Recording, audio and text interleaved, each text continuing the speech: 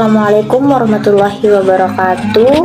Perkenalkan, nama saya Husnia Makfiri Inzani dari kelompok 4. Di sini saya akan menjelaskan tentang definisi ijazul Al-Quran. Kata mukjizat terderivasi dari kata ajaza yu'jizu ijaz, yang memiliki arti membuat seseorang dan sesuatu menjadi lemah dan tidak berdaya. Kata mukjizat merupakan isim fa'il atau pelaku pekerjaan. Mukjizat menurut Al-Suyuti adalah suatu hal atau peristiwa luar biasa yang disertai tantangan, namun tantangan tersebut tidak mungkin dapat dipenuhi. Kemudian Al-Suyuti membagi dua mukjizat yang dilihat dari sudut definisinya, yaitu mukjizat hissiyah dan mukjizat maknawiyah. Mukjizat hissiyah berarti keluarbiasaan yang dimiliki oleh nabi atau rasul yang dapat dijangkau oleh panca indera dan ditunjukkan kepada masyarakat yang belum mampu menggunakan akal pikiran mereka. Sebagai contohnya adalah tongkat Nabi Musa alaihissalam yang bisa berubah menjadi ular dan bisa membelah lautan, dan banyak lagi yang lain. Sedangkan mukjizat maknawiyah atau akliyah berarti keluarbiasaan yang dimiliki oleh nabi atau rasul yang tidak dapat dijangkau oleh panca indera dan ditunjukkan kepada masyarakat yang tingkat kecerdasannya lebih tinggi, seperti mukjizat Al-Quran yang sifatnya bukan indrawi atau material tetapi dapat dipahami oleh akal, karena sifatnya yang demikian tidak dibatasi oleh tempat dan waktu. Mukjizat Al-Quran dapat dijangkau oleh setiap orang yang menggunakan akal di mana dan kapanpun. Bismillahirrahmanirrahim. Assalamualaikum warahmatullahi wabarakatuh. Perkenalkan, nama saya Fadila Oktavian. Saya dan teman saya Rizka akan memaparkan materi kedua, yaitu tentang pendapat ulama tentang kemukjizatan Al-Quran. Yang pertama, Abu Ishaq Ibrahim Al-Niyazam dan pengikutnya dari kaum Syiah berpendapat bahwa kemukjizatan Al-Quran adalah dengan cara syirfa. Maksudnya itu Allah memalingkan orang-orang Arab yang menentang Al-Quran, padahal sebenarnya mereka mampu untuk menghadapinya. Pendapat ini merupakan pendapat yang salah. Yang kedua, Al-Qurtubi dalam tafsirnya Al-Jami' Ahkamil Quran menyebutkan 10 segi kemukjizatan Al-Quran. Sementara Al-Zarqani dalam kitabnya Manahilul Irfan mencatat 14 segi kemukjizatan Al-Quran. Yang ketiga, satu golongan ulama berpendapat bahwa Al-Quran itu bermukjizat dengan balagahnya yang mencapai tingkat tinggi dan tidak ada bandingannya, dan ini adalah pendapat ahli bahasa. Yang keempat, sebagian yang lain berpendapat bahwa segi kemukjizatan Al-Quran itu terkandung dalam lafal-lafalnya yang jelas, redaksinya yang bernilai sastra, dan susunannya yang indah. Karena nilai sastra yang terkandung dalam Al-Quran itu sangat tinggi dan tidak ada bandingannya. Yang kelima, sebagian yang lain berpendapat bahwa segi kemukjizatan Al-Quran adalah sesuatu yang terkandung dalam Al-Quran itu sendiri, yaitu susunan yang tersendiri dan berbeda dengan bentuk puisi orang Arab maupun bentuk prosesnya, baik dalam permulaan maupun suku kalimatnya, karena mengandung ba'di yang sangat unik dan berbeda dengan napa yang dikenal dalam perkataan orang Arab pada umumnya. Sekian dari saya, dilanjutkan oleh teman saya Rizka. Assalamualaikum warahmatullahi wabarakatuh.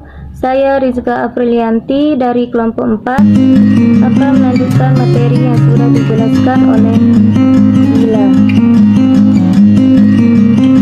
Nah, golongan yang lain berpendapat bahwa Al-Quran itu kemukjizatannya terletak pada pemberitahuannya tentang hal-hal gaib yang telah lalu dan yang akan datang yang tidak ada seorang pun yang tahu. 7. Ulama lain berpendapat bahwa kemukjizatan itu karena Al-Quran terhindar dari adanya pertentangan dan mengandung arti yang lembut dan memuat hal-hal gaib di luar kemampuan manusia, di luar kekuasaan mereka untuk mengetahuinya. 8. Suatu golongan berpendapat bahwa mukjizat Al-Quran terhindar dari adanya pertentangan dan mengandung arti berbagai macam ilmu hikmah yang dalam. 9. Ada lagi ulama yang berpendapat bahwa segi kemujizatan Al-Quran adalah keistimewaan yang nampak dan keindahan yang tergantung dalam Al-Quran, baik dalam permulaan, tujuan maupun dalam menutup setiap surat. Perbedaan pendapat ulama di atas sesuai dengan kemampuan mereka masing-masing, jadi bukan perbedaan dalam menutup batas-batasan kemujizatan Al-Quran, karena aspek-aspek kemujizatan Al-Quran tidak hanya terbatas pada aspek-aspek tertentu yang mereka sebutkan. Demikian berbagai pendapat ulama mengenai kemujizatan Al-Quran. Sebenarnya mukjizat peninjauan hal itu hanya berdasarkan keilmuan yang mereka miliki. Perbedaan itu disebabkan oleh keilmuan yang mereka miliki berbeda-beda antara satu ulama dengan ulama yang lain. Demikian dari saya yang akan dilanjutkan oleh pemateri selanjutnya. Assalamualaikum warahmatullahi wabarakatuh. Assalamualaikum warahmatullahi wabarakatuh. Saya dari kelompok 4 akan presentasikan diskusi kami tentang kemujizatan Al-Quran. Dan di sini saya akan membaca dari tentang yang ada kemujizatan Al-Quran.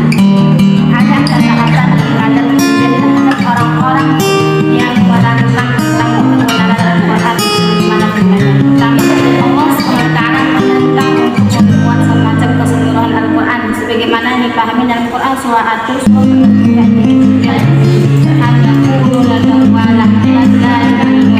bahkan mereka berkata dia Nabi Muhammad tidak, mereka dan kata-kata mereka tidak sanggup untuk melakukannya. Mereka berarti bahwa mereka tidak mengetahui sejarah umat Muhammad adalah salah satu bagian kandungan dalam Al-Quran. Kedua, tantangan kedua sebagaimana dicantumkan Quran surah Hud surah 11 ayat 16 yang berbunyi hanya kullu nafsara qul fa'adunnya asli sisurin tamanya daripada manistata atau nah, artinya bahkan apabila kita mengatakan dia Muhammad adalah membuat Al-Quran itu, katakanlah kalau demikian datangkan di sebuah surah semisal dengan Al-Quran yang dibuat-buat dan ajaklah siapa saja yang kamu suka kami semua mengerjakan Al-Quran.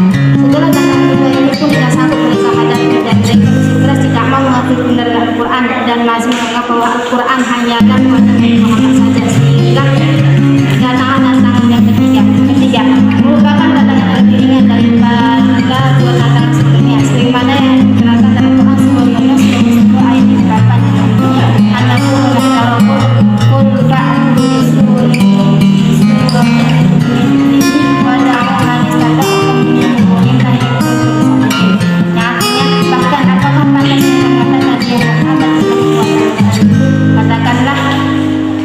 katakanlah demikian, buatlah suatu surah yang semisal dengannya dan ajarlah siapa yang dapat mengajak selain Allah untuk menolong jika kamu benar. Ketika tantangan tersebut yang semuanya disampaikan oleh Muhammad SAW ketika masih berada di Mekah dan masih ditambah lagi dengan tantangan yang keempat ketika Salam keempat tantangan yang keempat yang diberikan oleh Al-Quran dalam surah Al-Baqarah surah 2 ayat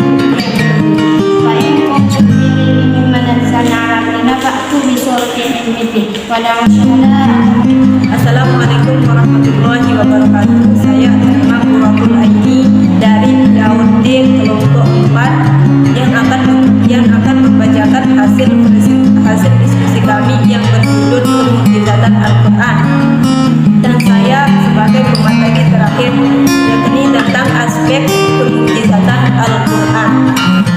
Aspek kemujizatan Al-Quran 1 dari segi bahasa, susunan redaksi, ijaz lugawi. Tuhan ketika akan memberikan turunan kepada manusia, mau tidak mau harus berbicara dengan bahasa yang bisa dipahami manusia. Jadi Tuhan yang non historis harus masuk dalam kehidupan manusia yang historis, dan hal ini tidak merendahkan derajat Tuhan, tapi membuktikan kemahabijaksanaan Tuhan terhadap makhluknya. Dari segi bahasa dan sasiteranya, Al-Quran mempunyai gaya bahasa yang khas yang berbeda dari gaya bahasa masyarakat Arab pada umumnya, baik dari pemeliharaan huruf dan kalimat. Yang kedua, memiliki makna dalam sihab motif dari seorang pakar bahasa Arab, yaitu Umar bin Jin, mengatakan bahwa pemilihan kosakata dalam Al-Quran bukanlah suatu kebetulan, melainkan mempunyai nilai falsafah bahasa yang tinggi. Sedangkan model penyusunannya Al-Ta'lim wa An-Nalham, Al-Quran tidak diturunkan dalam satu waktu, tapi ia diturunkan secara berangsur-angsur dalam sekitar 23 tahun sesuai dengan kebutuhan dan kondisi masyarakat Arab ketika sebuah ayat atau surat diturunkan kepada Rasulullah SAW, beliau langsung menugaskan kepada tim penulis wahyu untuk menuliskannya seraya berkata, letakkan ayat ini di tempat ini dan dalam surat ini. Sebagaimana diketahui pula bahwa Nabi Muhammad adalah seorang yang tidak mampu membaca dan menulis. Muhammad Sallallahu Alaihi Wasallam juga seorang manusia yang mengetahui kejadian atau wahyu yang akan diturunkan esok hari. Pada ini terus berjalan hingga akhirnya penurunan Al-Quran sampai pada tahap puncaknya dengan susunan dan urutan yang sangat menakjubkan sebagaimana yang terlihat sekarang ini. Dua, dari segi isyarat ilmiah, ijaz ilmi, banyak orang terjebak dalam kesalahan ketika mereka menginginkan Al-Quran dengan segala teorinya. Setiap lahir teori baru mereka mencarikan untuknya kemungkinan dalam ayat, lalu ayat ini mereka takwil. And the last. Assalamualaikum warahmatullahi wabarakatuh. Saya Ruwaida Madhuri dari kelompok 4 kelas 1 di PIAUD. Saya dapat judul tentang kemukjizatan Al-Quran, dan bagian saya menjelaskan aspek-aspek kemukjizatan Al-Quran. Tapi sebelumnya sudah dijelaskan oleh teman saya sebagian, dan saya akan melanjutkannya. Oke, baiklah. Yang pertama, kejadian alam semesta. Al-Quran juga mengisyaratkan bahwa langit dan bumi itu tadinya adalah satu gumpalan di dalam firman-Nya. Al-Quran tidak menjelaskan bagaimana terjadinya pemisahan itu. Dia hanya menjelaskan tentang keterpaduannya. Tapi pemisahan itu dibenarkan oleh para ilmuwan. Para ilmuwan telah meneliti, emang benar awan dan bumi itu terpisah. Namun kita boleh bertanya, bagaimana Nabi Muhammad tahu tentang kejadian di atas? Tidak ada jawaban yang logis, kecuali bahwa Nabi Muhammad mengetahuinya dari sumbernya, yaitu dari Allah Subhanahu wa Ta'ala. Karena Tuhanlah yang menciptakan alam semesta ini. Mungkin hanya ini yang saya dapat sampaikan. Mohon maaf atas kurangnya. Wassalamualaikum warahmatullahi wabarakatuh.